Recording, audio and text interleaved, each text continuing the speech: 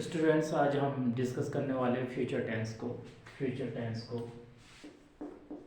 और ये future tense बड़ा ही इजी और बिजी टेंस होने वाला है। बिजी टेंस इसलिए क्योंकि सारी फ्यूचर प्लानिंग हम फ्यूचर में ही करते हैं, और इजी टेंस इसलिए होने वाला है कि इसकी पहचान में गा, गी, गे हिंदी के वाक्यों के अंत में आता है। और इसको इंग्लिश के जो सेंटेंसेस हैं उसको जानने के लिए हम हेल्पिंग वर्ब में will say related helping verb का प्रयोग करते हैं। रिलेटेड इसलिए कह रहा हूँ कि इंडेफिनिट में विल हो जाता है, कॉन्टिन्यूस में विल भी हो जाता है, परफेक्ट में विल हैव हो जाता है, और परफेक्ट कॉन्टिन्यूस में विल हैव बीन हो जाता है। पहले हम विल और शैल दोनों का प्रयोग करते थे, लेकिन मॉडर्न यूसेज में शैल का प्रयोग अब समाप्त सा हो गया है, और हम सारे कर्ताओं के साथ एक वचन कर्ता प्लस बहुवचन कर्ता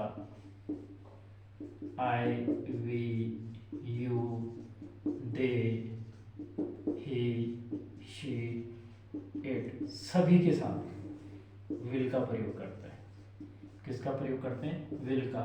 मॉडर्न यूसेज में, क्लासिकल यूसेज में और क्लासिकल यूज में हम जब क्लासिकल ग्रामर पढ़ते थे तो शैल का प्रयोग हम आई तथा वी के साथ करते थे, लेकिन यह बड़ा इजी हो गया। इजी मैंने इसीलिए कहा कि फ्यूचर टेंस में हिंदी के वाक्यों के अंत में गा, गी, के आता है, और इसके हेल्पिंग वर्ब इंग्लिश के सेंटेंसेस में विल बी, विल हैव और विल हैव बीन होती है।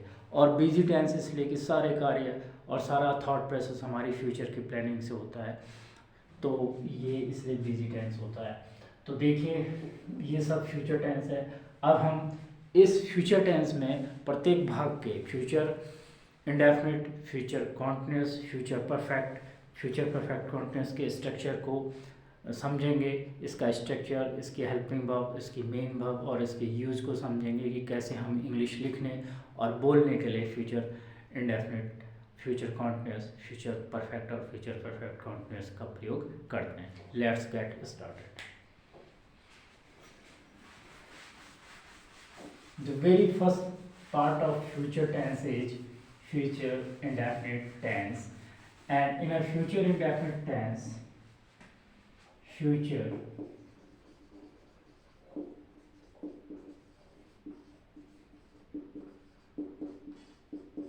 tense structure is subject. The structure of future indefinite tense is subject, helping verb will with all the subjects, and all main verbs की first form plus object। और जैसे tomorrow, next week, next month, ये अगर शब्द वाक्य के अंत में आए तो हम समझ जाएंगे कि फ्यूचर की बात हो रही है, और उसका स्ट्रक्चर हो जाएगा सब्जेक्ट, हेल्पिंग वर्ब सभी कर्ताओं के साथ विल हो जाएगी, और मेन वर्ब की first form. Will is always followed by main verb first form, और उसके बाद ऑब्जेक्ट आएगा। ये स्ट्रक्चर हो जाएगा फ्यूचर इंडेफिनिट टेंस का। और हिंदी के वाक्यों में अगर गा, गी के अंत में आ रहा है तो वो फ्यूचर इंडेफिनिट टेंस कहलाएगा। जैसे राम कल विद्यालय जाएगा, तो हो जाएगा Ram will go to school tomorrow. कल मैच खेला जाएगा, द मैच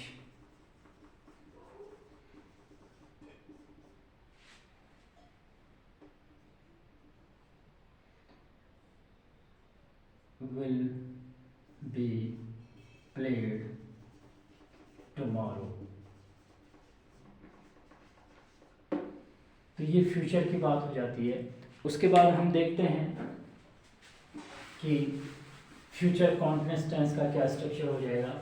देखिए बड़ा इजी है यहाँ पर। फ्यूचर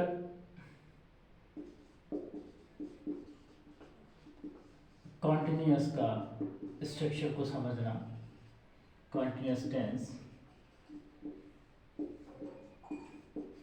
फ्यूचर कॉन्टिन्यूअस टेंस में रहा, होगा, रही, होगी, रहे, होंगे आदि शब्द आते हैं हिंदी के वाक्यों के अंत में। और इसकी जो स्ट्रक्चर हो जाती है subject plus will be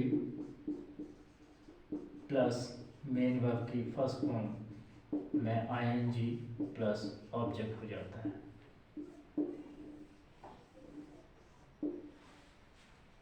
future continuous tense में आप देखिए, फ्यूचर कॉन्टिन्यूअस टेंस में जो अगर हम कुछ वाक्य बनाते हैं तो वो इस स्ट्रक्चर के हिसाब से बनेंगे। वह कल इस समय पर क्रिकेट देख रहा होगा। तो जैसे कि मैंने आपको बताया रहा होगा, तो इसके वाक्य के अंत में रहा होगा आया है और वह सब्जेक्ट है। वह क्या है? सब्जेक्ट है। तो subject helping verb will be plus main verb की फर्स्ट फॉर्म में ING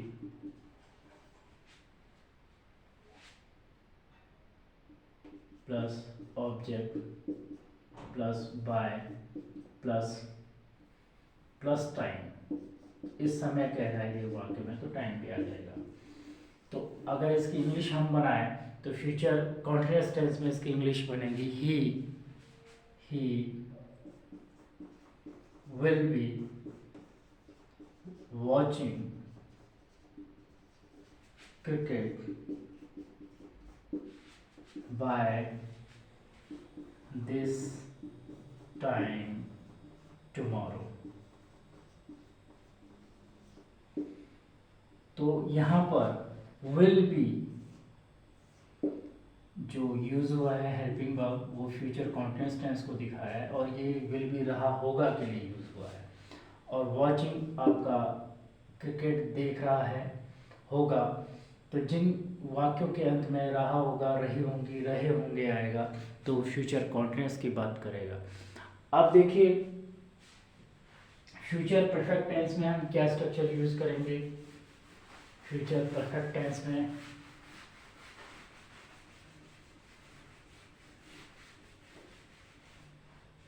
future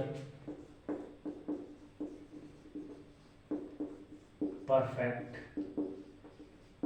tense, future perfect tense की पहचान भी वेरी सिंपल है। इसी तरह से गागी गेस में भी आएगा, चुका होगा, चुके होंगे, चुके होगे। ये शब्द अगर क्रिया के अंत में आते हैं हिंदी के वाक्यों में किसी कार्य, क्रियाकलाप तथा घटना का भविष्यकाल में पूर्ण होना अगर पाया जाता है, तो जब भविष्यकाल में पूर्ण होना पाया जाएगा तो यहाँ पर हम चुका होगा, चुके होंगे, चुके होंगे आदि शब्द आते हैं। लिया होगा, लिए होंगे, किया होगा, चुका होगा,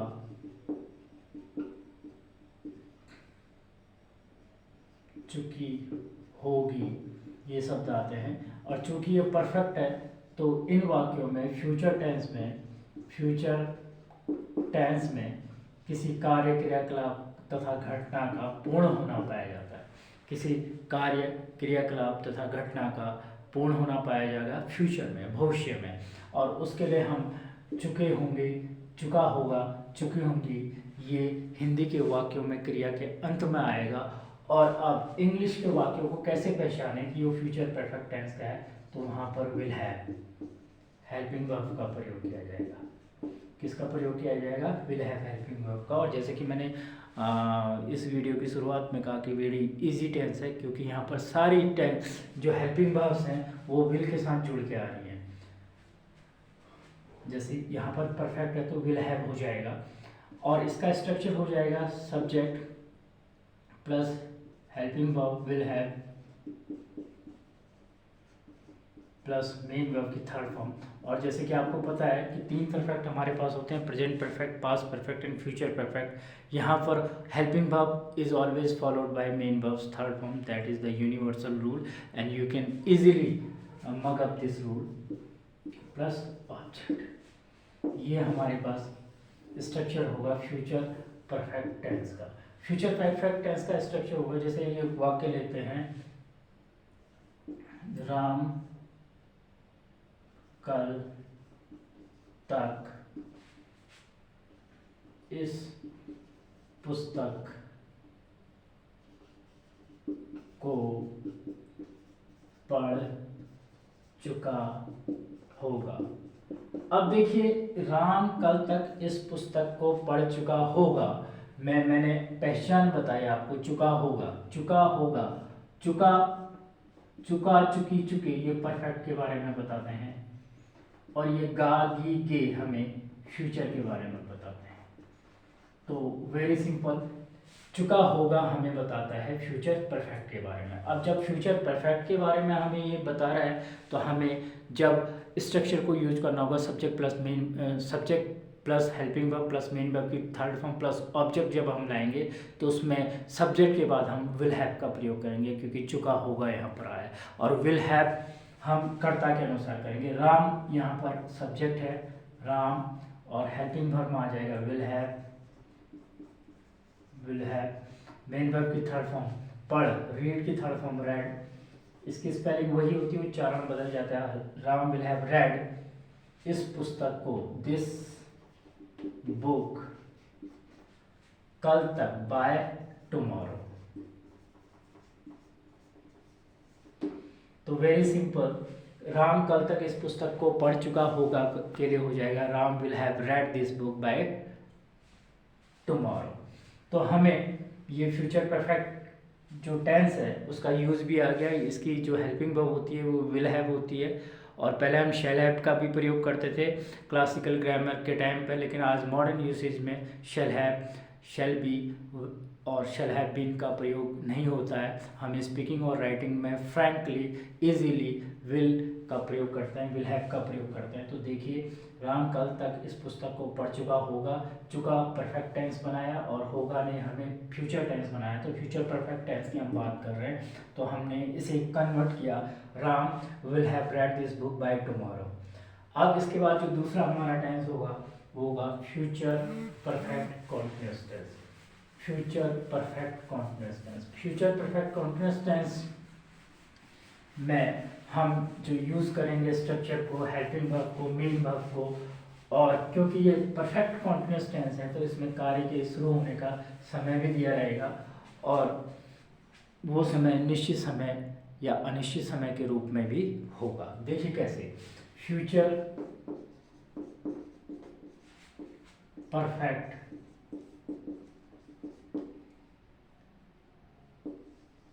continuous tense, future perfect continuous tense में किसी कार्य, क्रियाकलाप तथा घटना का वाक्य, किसी कार्य, क्रियाकलाप तथा घटना का भविष्य काल में शुरू होकर जारी रहना पाया जाता है, तथा इसमें कार्य के शुरू होने का समय भी दिया रहता है। रहा, होगा, रही, होगी, रहे, होंगे आदि शब्द वाक्य के अंत में आते हैं, और इसकी जो हेल्पिंग वर्ब होती है ये will have been, will have been सभी कर्ताओं के साथ होती है, सभी के, ऑल सब्जेक्ट्स के साथ, ऑल सब्जेक्ट्स के साथ। तो इसका स्ट्रक्चर हो जाएगा subject, helping verb, will have been plus main verb की फर्स्ट फॉर्म आईएनजी, क्योंकि इसके साथ कॉन्टिन्यूअस जुड़ा है,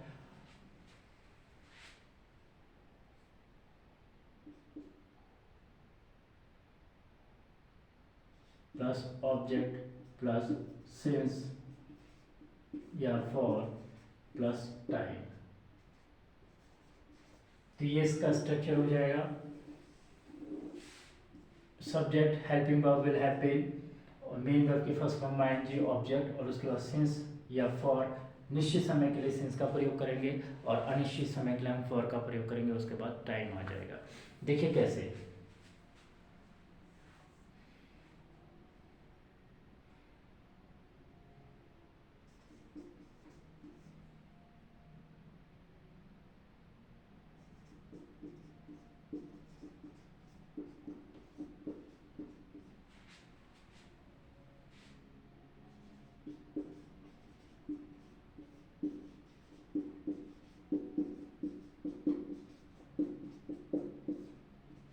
राम 2 घंटे से क्रिकेट खेल रहा होगा। अब इसका स्ट्रक्चर जो है, subject helping verb will have been और मेन वर्ब की first form ING plus object plus since या फॉर प्लस टाइम होगा। तो इसमें सब्जेक्ट है राम, हेल्पिंग वर्ब आ जाएगी विल हैव बीन, और मेन वर्ब है प्ले, तो उसमें आईएनजी लगाएंगे प्लेइंग, और ऑब्जेक्ट है क्रिकेट, और आपके पास सिंस या फॉर 2 घंटे से। तो ये निश्चित नहीं है 2 घंटे सुबह के हैं, शाम के हैं, दोपहर के हैं, तो पीरियड ऑफ टाइम हो गया फॉर। यहाँ पर सिंस ना आके फॉर का प्रयोग हम करेंगे फॉर, और टाइम है 2 आवर्स। तो very simple. Future perfect continuous tense में हमने राम 2 घंटे से क्रिकेट खेल रहा होगा को हमने किया Ram will have been playing cricket for 2 hours, जिसमें अगर स्ट्रक्चर को समझे तो राम सब्जेक्ट है, helping verb will have been है, मेन वर्ब की फर्स्ट फॉर्म आईएनजी, खेल में हमने प्ले में आईएनजी लगाया, प्लेइंग हो गया। उसके बाद हम ऑब्जेक्ट को लेके आए फॉर्मूले के अनुसार, तो ऑब्जेक्ट हमारे पास क्रिकेट हो गया, और उसके बाद सिंस या फॉर में से, क्योंकि फॉर यहाँ पर इस वाक्य में पीरियड ऑफ टाइम की बात की जा रही है, पॉइंट ऑफ टाइम की बात नहीं की जा रही है, तो हम यहाँ पर फॉर ले आए, और उसके बाद टाइम है 2 आवर्स, 2 घंटे से। तो this is how we use future tense, and we discuss the future indefinite tense, future continuous tense, future perfect tense, and future perfect continuous tense. And these tense are very easy because we are using only will as a helping verb over here, but will we add be, will be in the future continuous tense, will have in the future perfect tense, and will have been in a future perfect continuous tense. So it is very easy tense, and mostly future perfect continuous tense is not used while speaking or writing. We just use future indefinite tense, and sometimes we use future perfect tense. Otherwise the rest of the things are normal. You need not to worry about all these things. Just try to understand the structure of this tense, and you will come to know how to use these tense in near future. If you are talking about the future tense, the future tense itself indicates us about helping verb will and shall. Shall is was used with I and we as a subject, but in this modern time we are not using shall as a helping verb of future tense, so we are using only will. So hope you all must have understood all the facts and structures and helping verbs and use of helping verbs and main verbs in a sentences, and I tried to make you all this clear. Still, if you have any confusion regarding future tense, you may write in the comment section. I will try to make you more to give you clarification and give you the satisfaction regarding this future tense.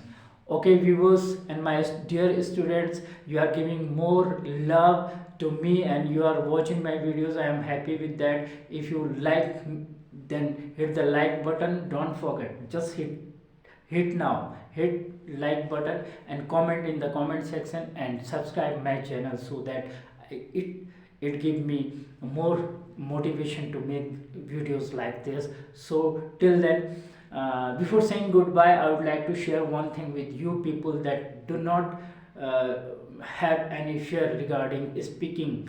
When you use future tense in a speaking English or spoken English, you just use will as a helping verb. Do not try to bother about shall and other things. So I think you must have understood all things whatever I wanted to say with you people. And these are the rules, these are helping verbs, main verbs, structures, and how to use these things.